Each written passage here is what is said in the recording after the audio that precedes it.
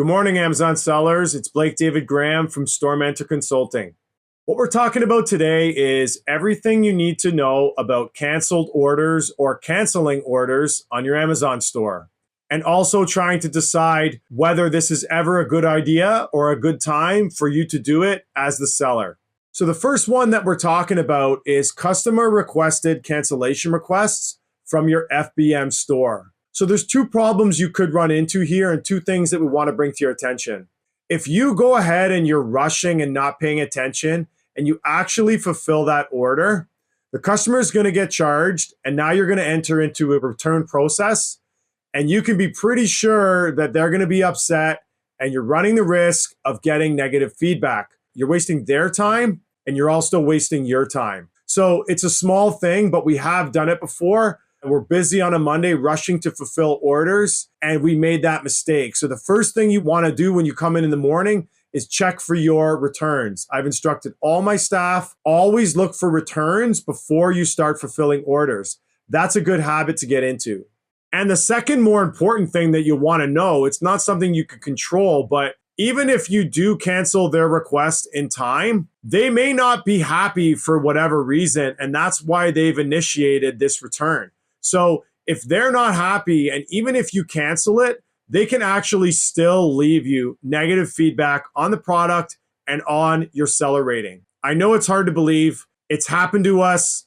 We had a client that thought the shipping was too high, or for whatever reason, they were misled by Amazon. It should have been Prime. It should have been free. They were upset. And even though we never shipped them any product, they still were allowed to leave us negative seller feedback ratings. So that's something you want to know ahead of time. It is what it is. So moving along, we'll get into the second part of our video, and that's when we, the FBM seller, decide to cancel an order. Why would we do it, and when is the right time to do it? So the problem that we have run into is sometimes Amazon charges the amount of shipping that they deem to be correct, and for whatever reason, when we go to ship the product and fulfill it from our FBM store, it's 2 or 3 times more expensive. Maybe it's in a rural area. A lot of times here in Canada, it's on an island, and the shipping to the island is much more expensive. So now we're losing money on this order in the shipping when usually we try to make a little bit of money on the shipping. So it's obviously a problem.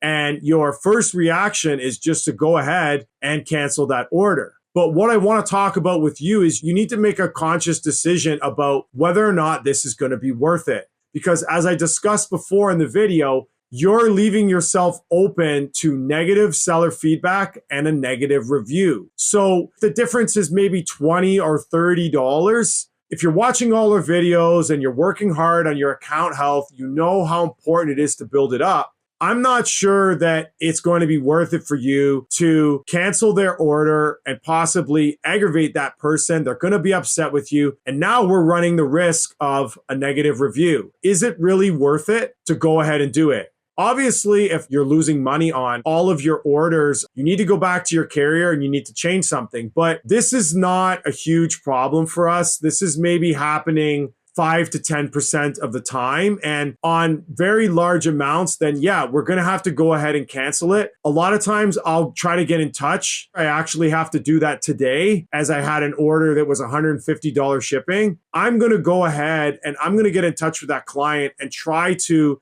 pacify them and rectify this any way I can. So one solution that I'm going to do is I would maybe ask them politely if there's a closer address that's not on an island or one on the mainland that we can ship to, as I don't want to aggravate them further and I do want to fulfill the order as best as I can. We don't want to lose the order and we don't want to get negative seller ratings. Another small note on canceling orders on your Amazon customers, it can negatively affect your account health and your performance health. You're allowed a small threshold on there of about 5% per, I think, 120 orders or 60 orders, but you definitely don't want to be exceeding that, as now Amazon will flag you and it's definitely not going to help your store and your listing. So it's something to keep in mind. You can't be canceling too many orders as Amazon doesn't want you disappointing their customers. Thanks for watching the video today. We're glad to shed some light on this topic and hopefully help you in your decision-making process when canceling orders in the future. Keep an eye on our YouTube channel to see upcoming videos related to shipping, migrated templates, and how to make money shipping on Amazon. I'm Blake David Graham from Store Mentor Consulting, and we'll talk to you soon.